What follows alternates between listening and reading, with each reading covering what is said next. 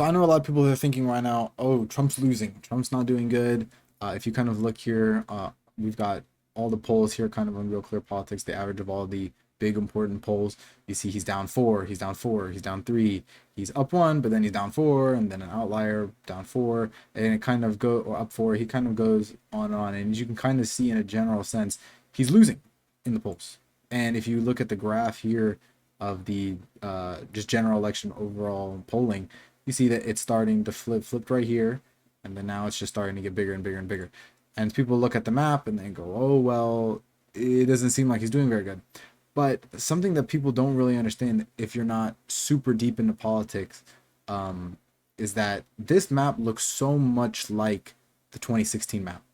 And it's so cool if you see the no toss up map, you see that Trump's actually winning. But in the only reason why he's winning is because it has him winning Pennsylvania. And then if we go to Pennsylvania, he's only winning it by an average of 0.2%. Okay.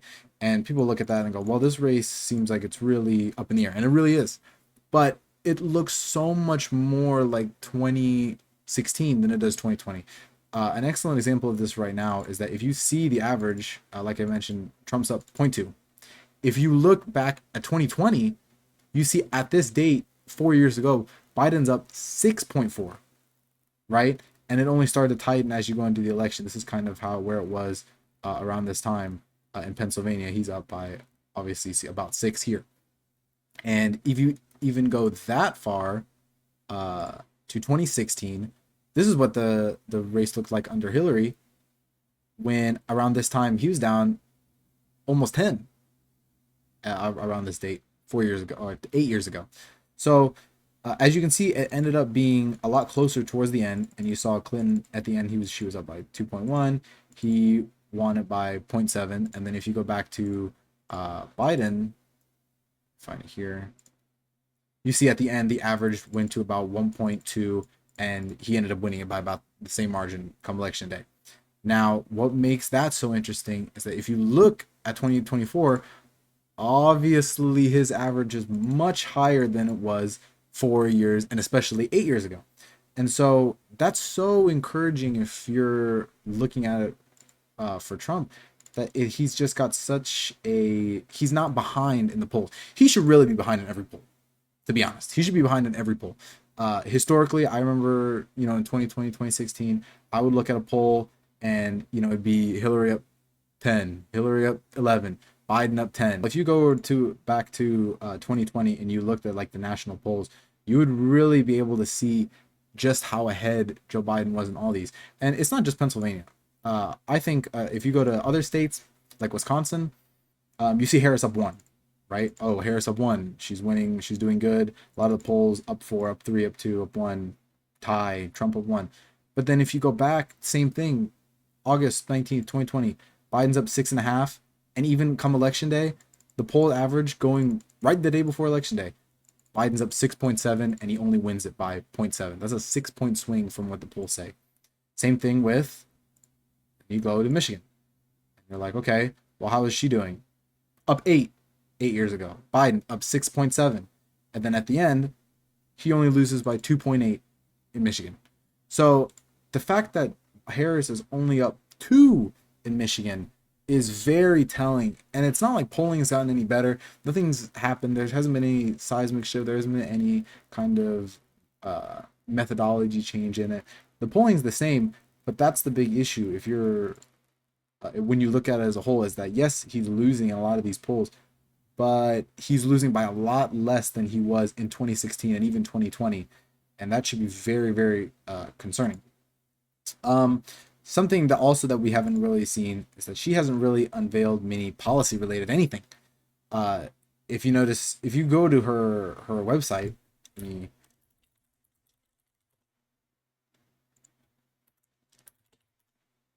you go to the official thing, there's not really any policy. This is her official thing. This is Meet Kamala Harris. This is just her story, right? Isn't that so interesting? If you go to Tim Walz's thing, it's just his story. There's not a single bit of policy. There's not a single bit of anything, and that's the advantage that she's got right now, is that she's going with the Joe Biden 2020 strategy of hide in the basement and win. And to be honest, it's a good strategy. And it stinks that it's a good strategy because I think people should be able to hear what she says, and I think everyone should be able to hear what she says and make their opinions off that. But if she can just win the race by being silent, that's not the best way of going about it. By coincidence, you can already see Trump starting to attack her on the only bit of policy that she really has unveiled, which is price control. Obviously, a disastrous communist era, Maoist, Stalinist, Soviet Union era policy that doesn't work. By the way, a little bit of minor economics lesson. If especially she's talking about grocery prices, and obviously that's something that's been so high under the administration, which is why people say that the economy is the most important issue, which I think bodes well for Trump. When you start to talk about price control on grocery stores, people don't realize, like, I used to work in a grocery store. I've talked to managers. I was shocked when they told me that that the margin of profit is only 2% or less, anywhere from like 1 to 3%. Really, a lot of it's under 2%, especially if you're looking for like Walmart and like Kroger. The place I worked was around 2%, like 2.5 or something like that.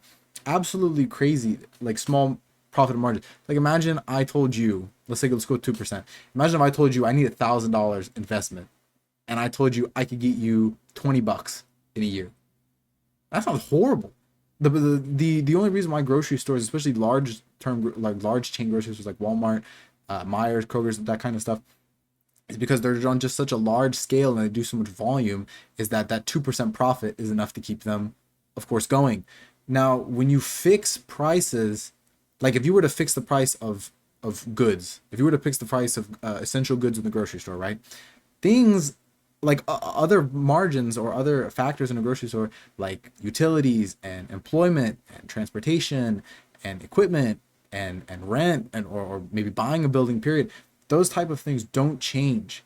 And it just and when you get down to the like the basic bare bones economic subject of price control, you can see that it's just about whether you want to buy something or not is supply and demand. It's about as simple as supply and demand. If you want to buy a product from a grocery store, you have to be willing to pay for it, and it has to be at a price that you are able to pay for it. So if you start selling something, if you start putting price controls on things, the only thing that you're really doing is you're increasing the demand, right? Because you're saying obviously now the price is going to be cheaper than what it would be if it was going at a steady inflationary parallel rate. It's just going to be something cheaper, but it's going to have less supply because the profit margins aren't going to be there.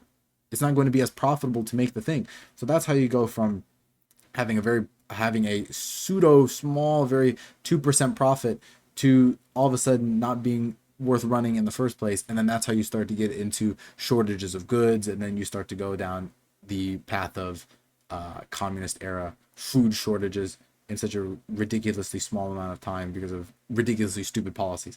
And so, of course, right away after seeing how ridiculous of a policy that is, he immediately started to launch his new nickname, which I actually really like, Comrade Kamala. I think it's perfect. It fits her. It brands her perfectly. If you're familiar with the history of Trump and his name branding, whether you hate him, you like him, he is really, really good at branding. He's branded people that I like, and he's ruined them. I remember, even if you go back to first in the Republican primary back in 2016, he would brand his opponents. Marco Rubio, Republican senator, good guy. He branded him as Little Marco, and it made him weak. It made him look weak to me, even though I liked him. Even though I was a little younger, but I still knew what I was doing a little bit in politics.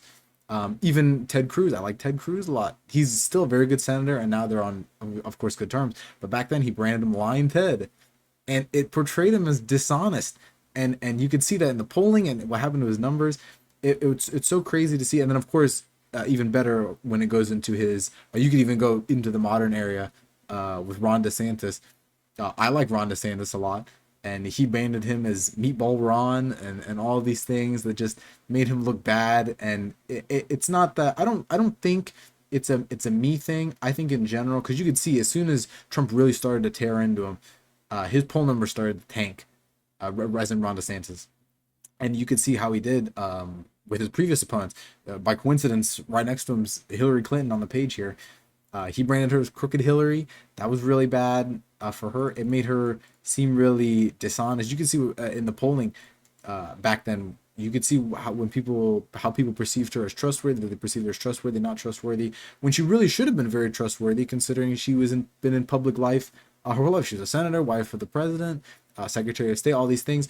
But despite being such a secure figure that people had seen in their lives for so long, he branded her as crooked, as corrupt, and turned that against her and turned her experience against her. And I think that that kind of that translated also into the modern election before Joe Biden dropped out.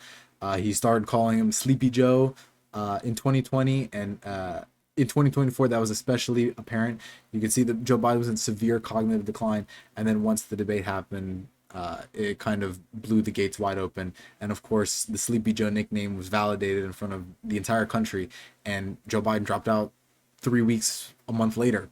And I think that this branding for him is exactly what he needed. He needed something that could really stick with her policies and that was accurate. Because the problem is with Kamala Harris, when you throw her in at such a late point in the election, there was barely 100 days left until the election when she's got thrown. She hasn't even technically been nominated. I think she gets nominated as of tonight, actually, and it's something like 86 days until the election. Is that when you naturally put a figure, you can see the same thing with presidential approval ratings. If I kind of go here, this is actually kind of good. This is actually an excellent point. Um, if you go to the graph, and when a person first enters the political light, they have just naturally high approval because they haven't done anything. People don't naturally gravitate to hate somebody at the very beginning of their tenure or when they first really enter the public light. You can see here that Joe Biden's approval rating was 55.8 at the very beginning of his term, and his disapproval, only 1 in every 3 people, according to the average of all the polls, disapproved Joe Biden. Of course, as you go deeper into your presidency, you see the numbers start to flip, and then it gets really bad, and then you kind of get to about when he was about to drop out, when he's 20 points under, when he's 20% underwater. And that's just how it is. And it wasn't just like this for Biden. It was the same thing under Trump. You can see the graph here. It's going to be a little different because naturally polling is not very good to Trump in general. Even at the beginning of his presidency, you can see that more people approved of him than disapproved. And of course, with such a polarizing figure, as soon as the presidency really starts and he starts doing things, people start to disapprove, and then people start to, it really starts to fluctuate, and you can kind of see how everything was right up until the election, where he was down about 10%. The same thing happened with Obama. If you look at Obama's polling, he starts off very good. Only 1 in every 5 people disapprove of him, and then all of a sudden it starts to get a lot more mixed during a little bit of a less divided time. But the reason why I bring that up is because you have it almost is slightly rigged in a way, because based on what I just showed you, you throw a candidate in there with who hasn't really been exposed to the public light very much, especially as vice president. Even the most ardent Kamala Harris supporters can't really tell you what has she done during this whole presidency.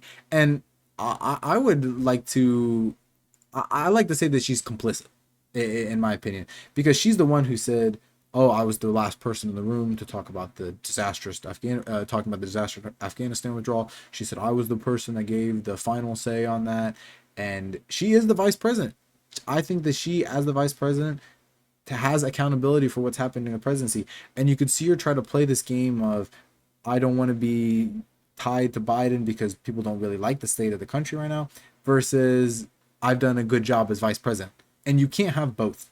And that's kind of the thing, as you can see with the polling, you'll see it start to kind of taper back. And before, of course, there's not going to be that many polls on everything. You can see, oh, kind of here it's convenient. Biden withdraws.